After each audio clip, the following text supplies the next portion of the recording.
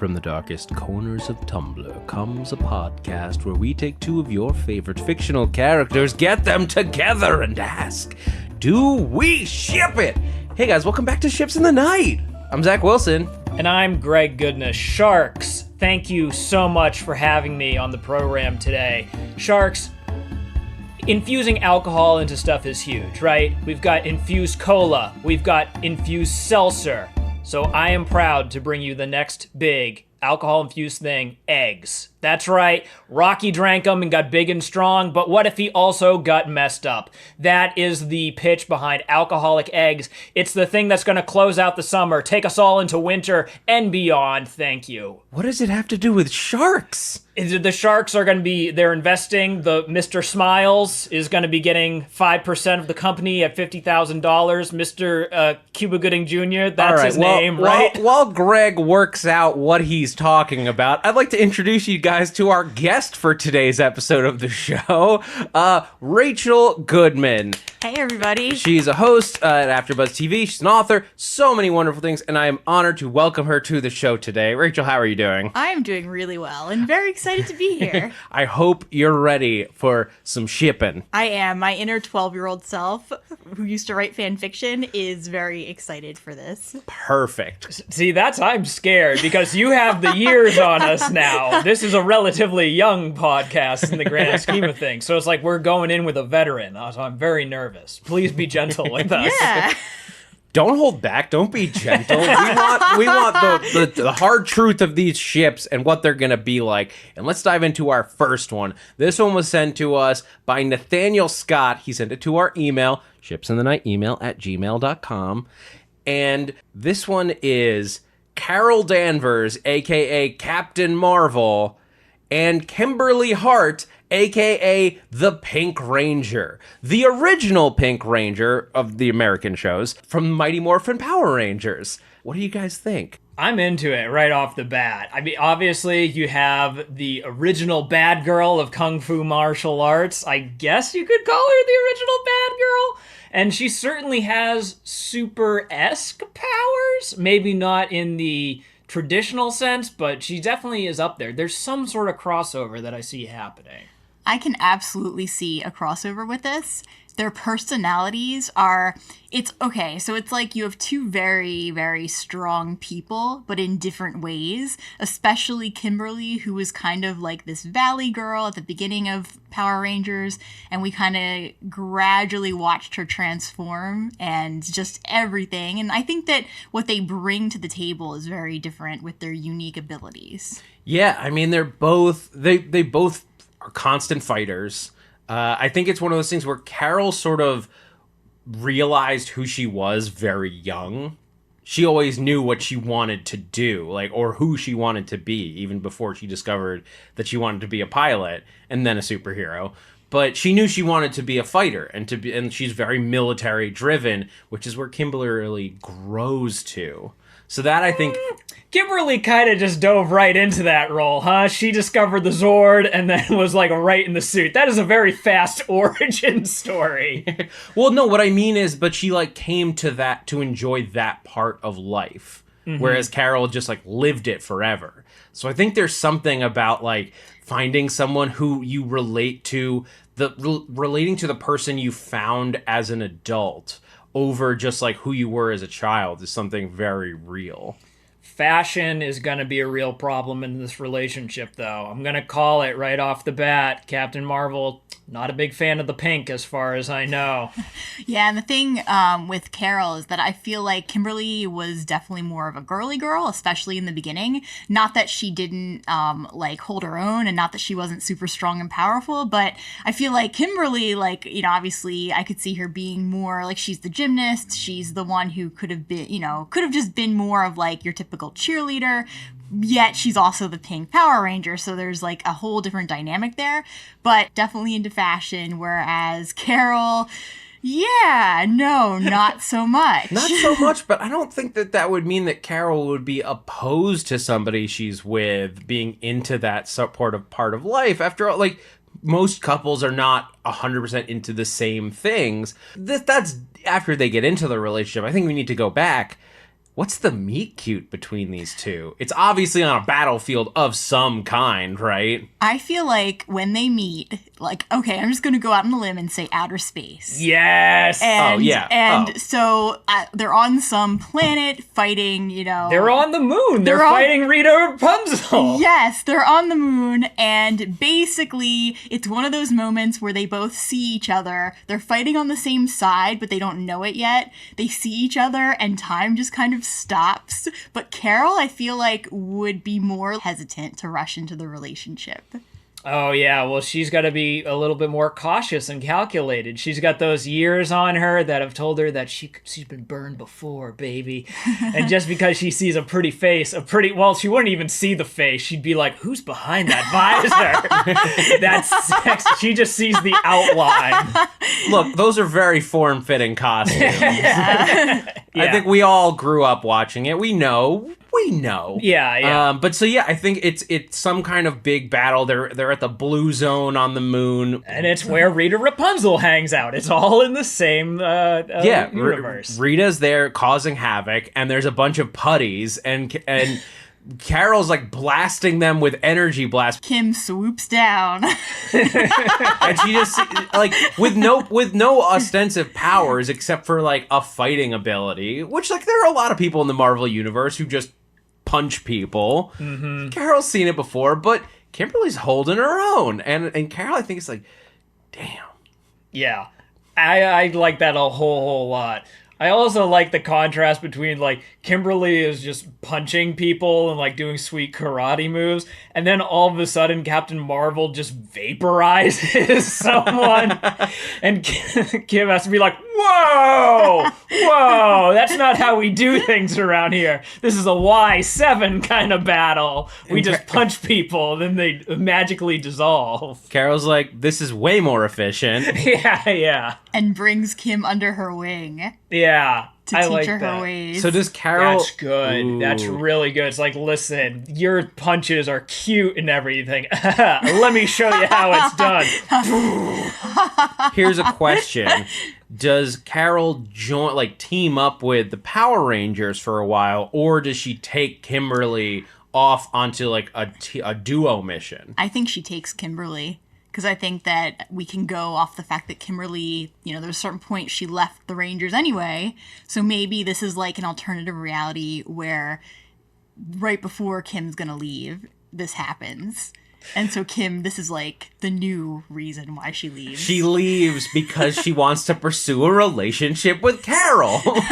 Carol convinces her, like, listen, all these boys, this is a real sausage club, this Power Rangers thing. You gotta lean in. You're gonna be the girl boss of the Kung Fu universe. And I'm gonna show you how it's done. And Carol sees potential in her and is like, we can really, like, if you train with me, you'll learn my ways and you'll be something beyond this petty organization you belong to. Yeah. I mean, it would that kind of thing would set up eventually in the comics. Kimberly does become the leader of her own team of Power Rangers.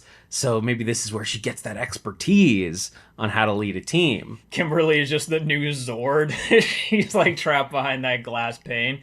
Yeah, I can dig this. So Carol takes her off into a wonderful training montage. I'm assuming like an 80s training montage or early 90s training montage. And it's like, if we're going with early 90s, we could have it where Kimberly's punching bags and they have the camera doing one of those circular motions where we yeah. But like, it's like a special way that she's punching the bag. And like, as this montage is happening, every so often there's like a touch or a look. I mean, is it one of those like classic fighting training hookup things where you're having a one-on-one sparring session and then one person winds up on top of the other, pinning them down, and then there's a tender kiss? Yes. Who kisses who first? I think it's gotta be like you're going through this whole training montage where Carol's just time after time pinning Kimberly, and then the first time that she finally overtakes her master, it's like pinned, and then Eye of the Tiger reaches its crescendo, and Kimberly just goes, I almost feel like there'd be a slap in there, too. Oh, yeah. Carol slaps her and then pulls her clothes again and kisses her harder. And then the next morning, we just, like, do a cut and they're in bed together. Uh-huh, yeah. Destroyed punching bags all around them. It's really good. Like, it's sweet. It's a weird sort of... I'm not always super jazzed about getting to that whole, like, teacher becomes the lover territory. But in this scenario, it works. Everyone's consenting adults, and Kimberly is just self-actualizing. So, okay, so these two start, they're dating, they're fighting bad guys in space.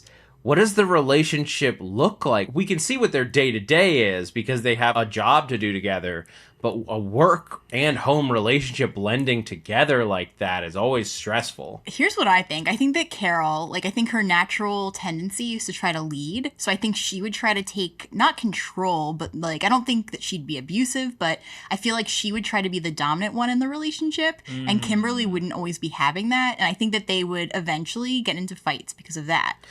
Kimberly is somebody who fights to be at the top. Like, I believe because I was looking through old episode recaps to, like, jog my memory on the show. I haven't watched it in a number of years. But, like, there was the episode where she ran for class president against her boyfriend and convinced him to drop out of the race just by, like, telling him to. So, yeah, she definitely wants to be the best. I can imagine that these two are going to have problems once they get out of that fighting arena, because you do have badass rebel motorcycle girl versus Valley princess, right? I think it's super important that they started seeing each other fighting, because otherwise Captain Marvel would just pull up on her hog, see this Valley girl hanging outside, and be like, one of those girls, huh? Like, bust out of there, leave her in her dust. Yeah, I mean, look, Carol's a military person. Like, she grew up around the military. She has been in the military. She thinks like a military commander because that's what she does. I guess the question is, can these two overlook that they both want to sort of be in charge? I don't know. I think these two might end up having to grow apart as they, like, work together they might just work together too much. And I think going along with that, I think eventually that initial attraction would also fade, since it was brought on by the fact that they basically were turned on by each other's fighting. And when they get past all of that, there's when they get to the heart of what this relationship really is, I feel like aside from that, they have a lot of differences and just things that eventually they would just lose interest in each other. Captain Marvel is like, relationships built on shared trauma never last. And Kimberly's like, that's Shakespeare? Captain Marvel's like, oh God, there is a chasm between us. I'm not giving Kimberly enough credit. She's probably seen Speed. Yeah, it's she's fine. from the 90s, Greg. She's seen Speed. Yeah.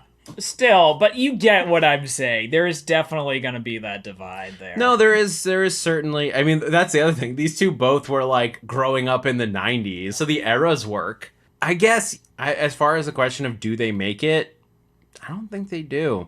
It's, like, a good dynamic for a while, and they fight, and they're like, the universe is saved, plenty. And, there is some hot stuff going on alien worlds. They have a checklist of, like, different planets and universes that they've boned in. And they, like, high five. Yeah, I like that. Kimberly is literally like, fly me to the moon, baby. And it's like, all right, well, here we go. It's going to be a 3-hour trip, but let's do this. Look, we don't need to get into the specific details, but I've always felt like if anybody who can fly, the sex has got to get real interesting.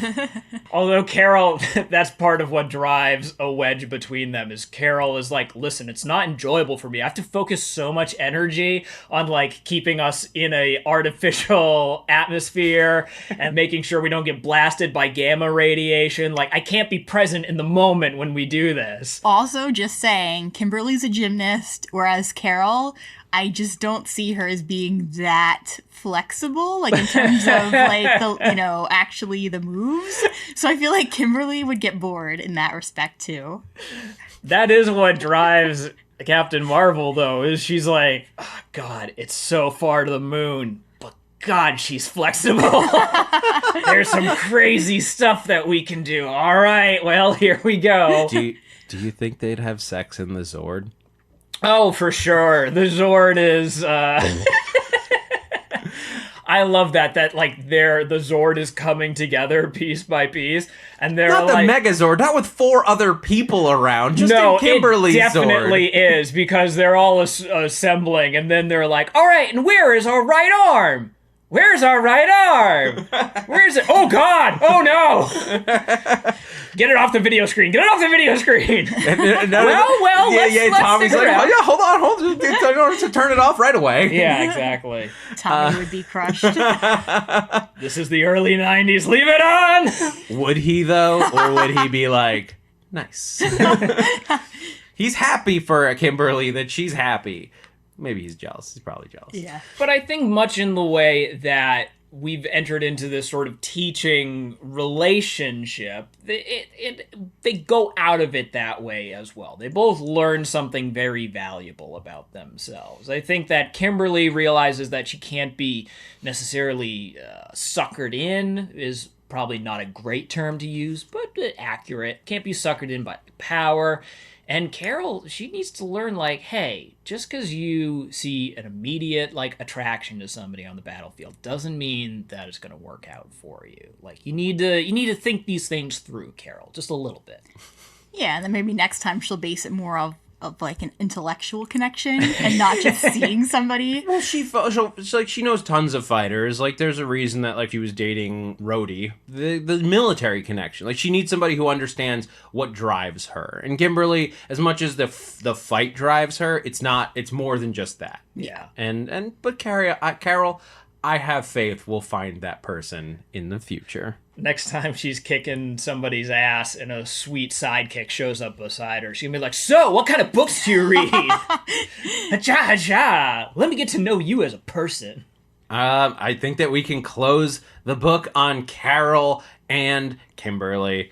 We're going to take a quick break and then come back with our next couple that'll send us back to the 40s for some love. Stick around. And we're back and ready for our next couple, which was also sent to us by the email, but not with a name. Be sure to include your name if you want a shout out on the show, because we love shouting out you guys for these crazy ideas that you send us. And this one, I immediately saw what this person was thinking. Rick Blaine from Casablanca. Yes. And Marion Ravenwood from Indiana Jones, Raiders of the Lost Ark. And from Indiana Jones and the Kingdom of the Crystal Skull. But we don't have to talk about that. Fair enough. What do you guys think of this one? The obvious connection being these are both small business owning bartenders who are from America and living in foreign lands. So when I saw this pairing, instantly I thought of Ilsa for, Rick's Ilsa, and I thought of Indy, and I thought, okay, they would have a lot to talk about because both of them love people who they are not with. They are spurned lovers, yes, if you will. They've been burned. Oh man, yeah. I mean, they both have been abandoned by the people that they love. Like they're like, I'm gonna escape to some remote corner of the world and just drink until I can't feel feelings anymore. And that person that they are escaping from finds them. Just one random day. Greg, what do you think this works? I mean, yeah, they both have some shared trauma in that their former lovers went to go fight Nazis, and that's a real big part of their personality, but they also fight Nazis, so, like, it all checks out there. I have to wonder if it's just gonna be, if these two are gonna be too hung up on their old lovers. Like, how is it that these two, that's my question, how do these two move forward in their relationship? And that was my issue with it too, especially with Rick, if in Casablanca, he would not bother with any female. Like, he wouldn't bother with people romantically. And the only time he ever did was when Ilsa walked back into his bar, and that was it. And so, like, yes, like, he had to make the sacrifice. They both had to make the sacrifice of her leaving to go off and fight the cause. But I feel like he would never have been with anybody else. However, that being said, everybody, you know, he may have come to a point where he cut his losses and realized, all right, I'm older, I need to settle down maybe.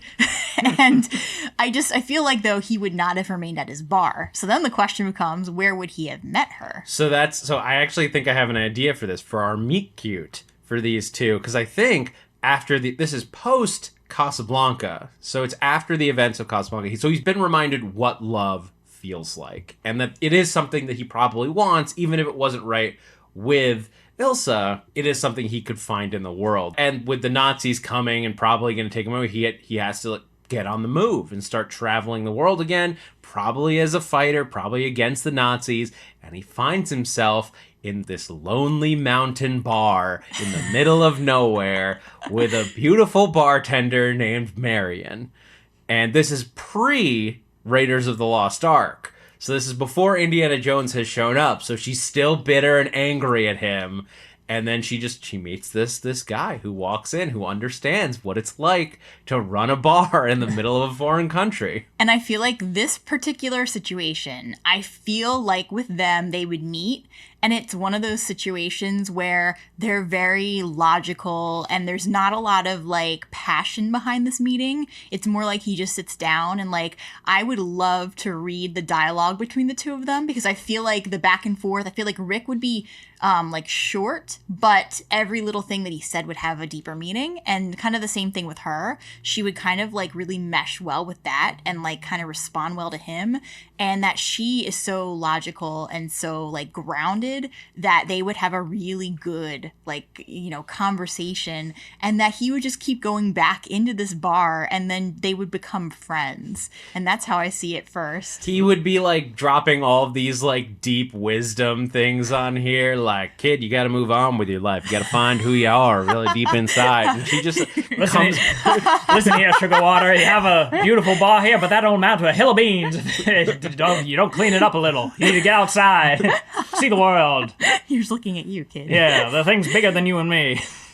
You're already 10 shots deep against this guy. I don't know what are you drinking for? What are you trying to prove?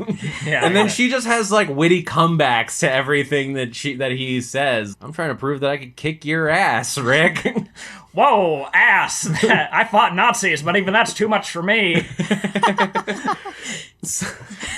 So what is it that really kicks the romantic side of these two into high gear? So I feel like Rick would not have mentioned Ilsa, and he would have been very private with her, but I also feel like Sam would have gone with him, because Sam went with him everywhere. And so I think that where this all kind of changes is that maybe Sam's playing the piano in the bar, and that one day when it's just Sam and Marion, Sam tells her the full story of what happened because Sam likes her and trusts her. And then Marion starts to understand, like, there's this other side to Rick. And from there, she starts to play on his, like, everything that's happened to him. Not in a manipulative way, but, like, in a way like she knows. Oh no, straight up, I think there is a manipulative angle here. So yes, that totally happens. Like, she's talking to Sam, and it's just she gets the whole story from Sam. Sam's trying to get him to. Sam sees this. Sam sees all of this happening. It's like, man, these two white people got to get together. As time goes by. Play it again, Sam. Da, da, da, da, da, da. Yes, that's the song, Sam. And hey, somebody actually said play it again, Sam, this time. Yeah. But I think that she has all this information after Sam like lets her in, because he knows what he's pushing. Sam's trying to get this he's tired of the waiting. Yeah. I am so sick of following this man around while he goes and punches Nazis. Like, when is it going to be Sam's time?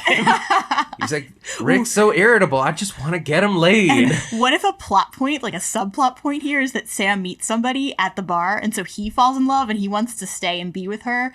And so he's trying to convince Rick to like also stay here and wants him to get with Marion for this reason. Yes, great B story. Yeah. What I think gets these two finally together is I think Marion straight up challenges him to a drinking contest to tell her why he's on the run, like, or about Ilsa. Like, she knows, but she wants him to say it, and she just figures, well, I can drink him under the table easy.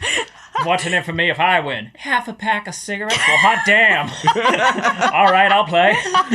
Or she comes out with this random artifact. Oh, yeah, exactly. And of course, Marion drinks him like, it's not even hard to get this guy drunk. She's just like, man, I can barely feel this. She's like touching the tip of her nose, like jumping up and down on one foot.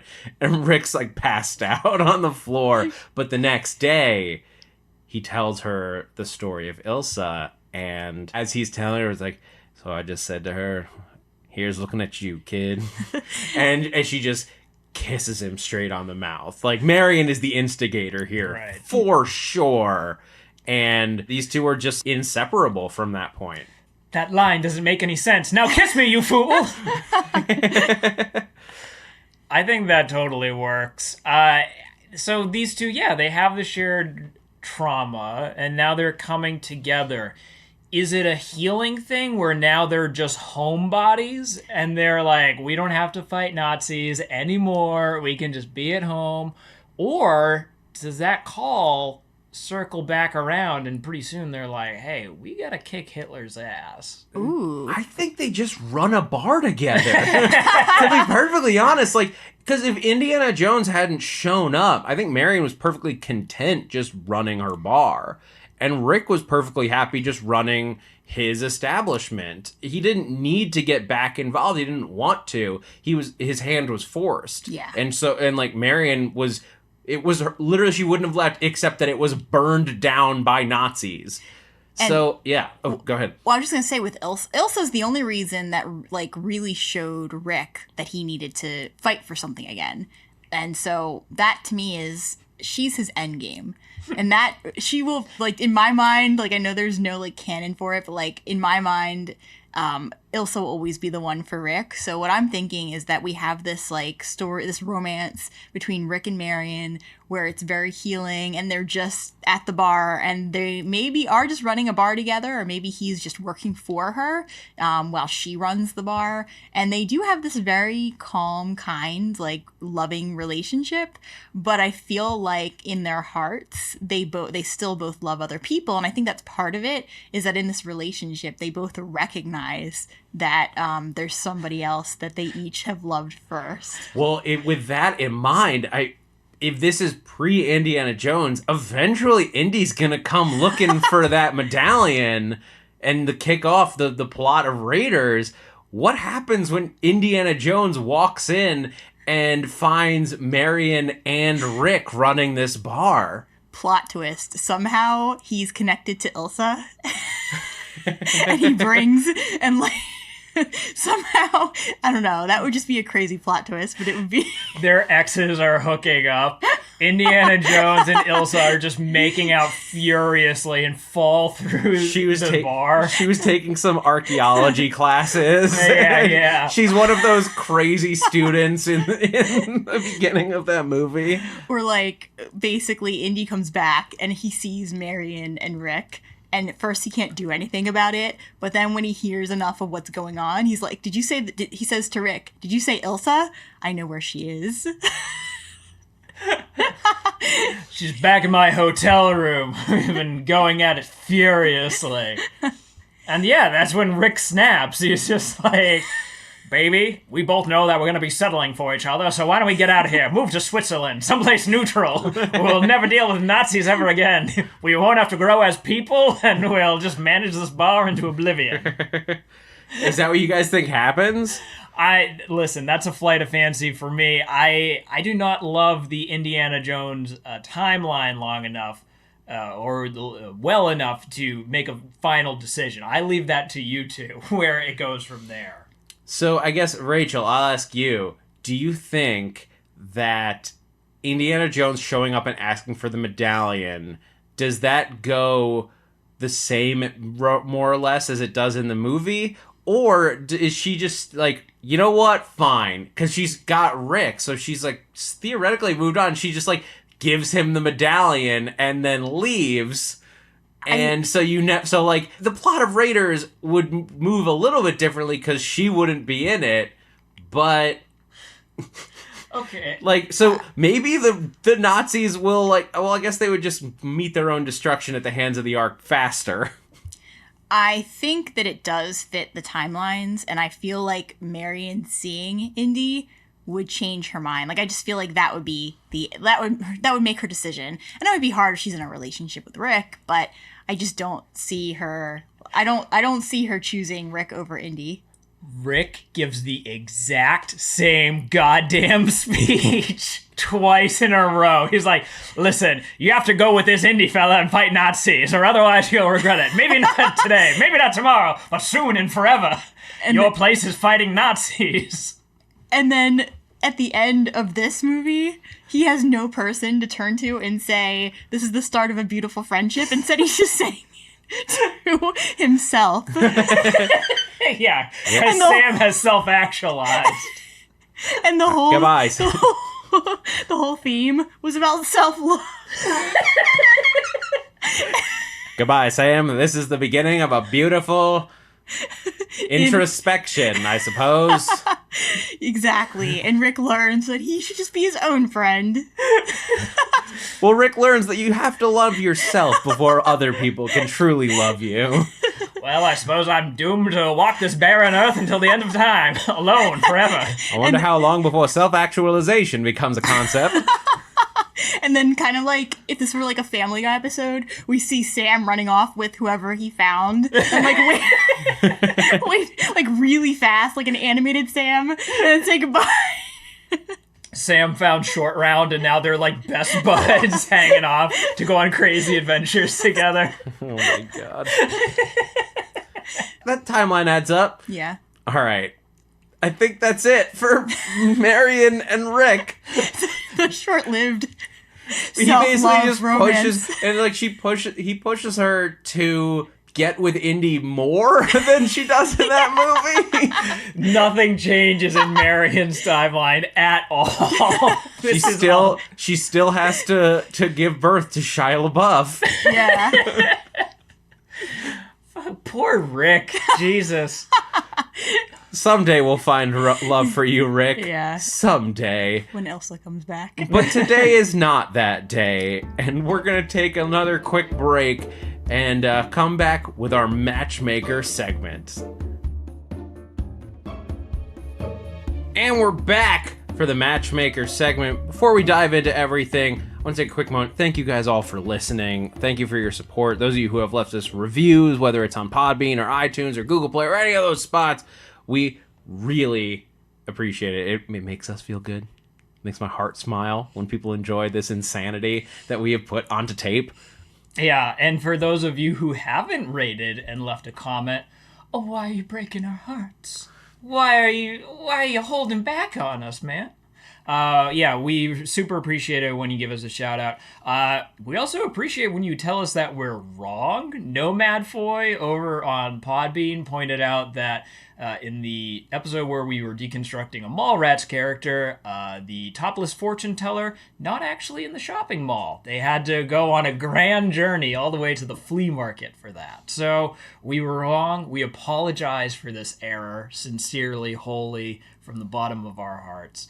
And yeah, anytime that you guys want to shout us out, do so. All right, let's dive in to the Matchmaker segment where Rachel has brought us a single from fiction that we need to try to find love for. Rachel, who have you brought in today? I brought Leary Mackenzie in from Okay. Outlander, and the reason I brought her is because this poor woman, she's done some things in Outlander that, obviously doesn't make her super popular, but at the same time, you have to feel bad for her. She pined after Jamie, and then Claire was helping her win Jamie over, and then Claire left, and when Claire came back with Jamie, Claire was married to Jamie at Castle Leoch. So, Ooh, yeah, okay. so, it did not start off well for her. eventually she married Jamie when Claire, like, you know, Battle of Culloden happened. Claire left, went back in time. And then, of course, when, you know, Jamie got married to Leary, and when Claire comes back, Jamie leaves Leary for Claire again. So Leary not having good luck. I mean, sort of a crazy person a little bit in that she is really devoted to the people that she loves, correct? She is pretty crazy. She shot at someone, yes? She did when Claire came back and Jamie was talking about... When Jamie planned on getting back with Claire and Leary got word of it, she came back with a shotgun. And she ended up shooting Jamie in the shoulder. Ah, okay. Yeah, and like, she is a very angry person, so do not cross her. Thank God there was a surgeon on site, because otherwise, you're screwed. Yeah. So very passionate lover is what I'm hearing. Yes, very passionate.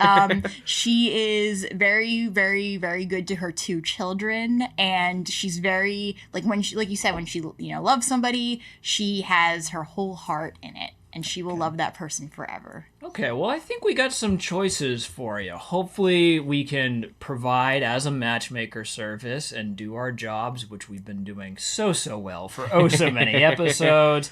Zach, do you want to cue me up, my good man? All right, Greg, go for it.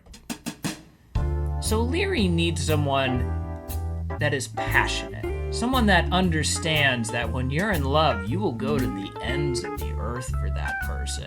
Not necessarily in a good way, which is why I think that she would make a perfect pair with former nurse Annie Wilkes, Kathy Bates' character from Misery.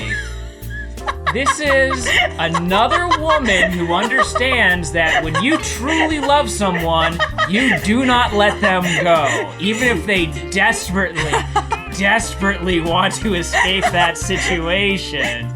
You hold them tight, you strap them down, and you make them understand that they love you. Ooh. So you get these 2 together in a relationship, man, they are gonna be ride or die until the end of time. Come hell or Highlander water, they are going to work out perfectly. All right. That's certainly a person that you could pair her up I with. will forward this information to my friend Leary. But I'll have to warn her to watch her ankles. Yeah, especially susceptible during those times. So I've got another thought. Okay. On who we might pair Leary up with. I think that Leary really wants a powerful warrior of a person. I think that's part of what attracted her to Jamie in the first place. And she wants somebody who can relate to her. I think she'd love to find a Scotsman, but an Irishman would be just as good. And I want to pair her up with Sean Cassidy of the X-Men, aka Banshee. Very relatable. Yes, he's from a different century, but this is already normal in this reality of Outlander. Sean Cassidy is a family man. He's somebody who fights for what's right. He's passionate. He owns a castle, so he's got the land ownership down. I think Leary's going to be super into that. This is somebody who's going to fight for, and yes, she'll have to get over the witchcraft angle of the fact that he can shout and make things break with his voice. But I think the passionate cries that these 2 will fly out when they're involved in an Irish-Scottish lovemaking fest will make moms everywhere freak. It's Outlander. It's mom porn. Come on. It's a very good angle. Land ownership is huge. I don't think that Kathy Bates in Misery... Well, she has a house, so that's technically land ownership. Yeah, it's the Midwest. The land ownership cost is pretty low. And I feel like the only reason she wouldn't go for Annie, I think, is because of this element that they have certain things in common, and I think that would actually drive them apart. Whereas I feel like she would go for a Scotlander or an Irishman. So we still have to do one more round. So Rachel, do you have any questions for us before we enter the rebuttal phase? If not, we can just keep going. You can keep going. All right. So Greg, you're up first. You have 30 seconds to prove why Kathy Bates' character from Misery, whose name I cannot remember. Right. But I assume you do. It's fine. It's Kathy Bates. That's who she is from now on. Go for it. So Kathy Bates is on that grounded level that Leary is as well. Leary is gonna see the X-Men and have a brain aneurysm. You don't want her to be stuck with someone that has all these crazy powers and everything. You want someone who is down to earth, a real salt of the earth kind of person. And that is Kathy Bates' character in Misery. Who amongst us hasn't kidnapped an author and strapped him down to a bed and broken their ankles? This is real rural America that we're talking about, and it's who she deserves. Zach, I dare you to top that. So here's the thing, Greg. I think that when it comes to Annie, you can't have that much crazy in one house. They're gonna both wind up strapped to a bed at the same time. No one's gonna hear about it, and they're both gonna die of starvation. I think Up until dying of starvation, that's super hot. Look, get the Outlander author in there. That's the perfect match for Annie from Misery. What you've got with Sean Cassidy and with Leary is you've got passionate brogues that will just yell at each other forever. I just like saying the word brogue. I can tell, yeah. I think I went. I don't know what that accent was that time, but you put a quite funky spin on it, sir. Not Rachel. So I'm gonna stop. Before we lose any of our UK viewership. Rachel, we've told you who we're thinking. We've got Sean Cassidy of the X-Men or Annie from Misery. Who do you want to set your friend Leary up with? So, wow, you made a really good point with Annie and how, like, I see them as being, like, twin flames in the sense that they're so similar. I feel like she'd probably be happier with Sean Cassidy, especially because at least she would at least they have, like, even though he's Irish and she's Scottish, they might find some common ground with that somewhere. And, like, the whole castle thing, she would probably be into that. And she could probably learn to get over the witchcraft. And I feel like with Claire, she used it more because she wanted to split Claire and Jamie up and not so much because she cared anyway. So she probably would think it was amazing if it was in her best interest. She's cool with the witches as long as they're on her side. Yeah, the X-Men from like the 1602 game and run. It's like her sweet spot. All right, we've found love for another fictional character here on Ships in the Night. Good on us. And thank God we didn't put those two in the same room because authors everywhere would be scared for their minds. Mm-hmm. I'm sorry, Greg, but as this is a table full of writers, we are all scared of that combination. Yeah, exactly. That's the point. That's what makes it so hot. But you know what? Agree to disagree. It's fine. I mean, when you mention that, I keep seeing Leary with the handgun. And then I keep seeing Annie with, like, clippers, and they're both trying to get each other. Hell yeah, super hot. Yeah. Nobody better bring a freaking wire hanger into that house. We get shot in the shoulder. All right. So, Rachel, thank you so much for joining us this week. Guys. If people want to keep up with you or find your work, where can they go? So, on Twitter, I'm at Rach Goodman, or on my author Twitter, at Rachel Radner Author. I'm also on Instagram, on either at Rach Goodman or at Rachel Radner Author. Awesome. Well, guys, be sure to check that out. If you want to follow the podcast itself, be sure to go onto Twitter, Instagram, at ShippingPod, and you can send us all of your ships either there or send it to us at shipsthenight, email at gmail.com. We love getting the ideas. We've gotten so many. Our shipyard is overflowing, but we could always use more. So, Greg, where can everyone find you? You can find me on the tweets at Greg Goodness. You can also find me occasionally performing at the Pack Theater in beautiful, sunny Hollywood, California. And I'm Zach Wilson. You can find me on Twitter and Instagram at @ThatZachWilson. Until next time, guys, this has been Ships in the Night, casting off.